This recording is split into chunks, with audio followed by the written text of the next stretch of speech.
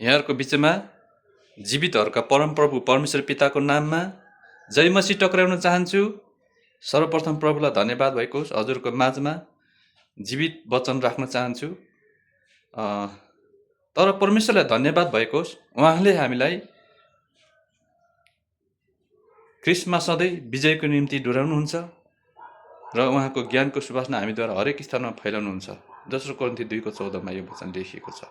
परमेश्वरलाई धेरै धन्यवाद भएको होस्।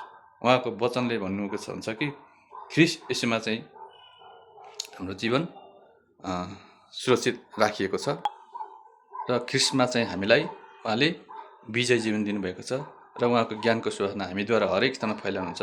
उहाँले सारा संसारमा उहाँले चाहिँ यो संसारभरि नै उहाँले चाहिँ उहाँको ज्ञानको सुवासना छर्नको लागि हामीलाई बनाउनु भएको छ। यसकारण प्रभुलाई धन्यवाद भएको होस्। उहाँको ज्ञानको सुवासना हामी सबै ठाउँमा फैलाउनको लागि उहाँले हामीलाई भन्नुभएको छ। प्रभुलाई धन्यवाद भएको होस्। उहाँको वचन जिउँदो वचन हाम्रो जीवनमा लागू गर्यो भने परमेश्वरले हामी सबैलाई उहाँले चाहिँ आशीष दिन चाहनुहुन्छ भन्न चाहन्छ। जय मसीह, परमप्रभुको नाममा जय मसीह।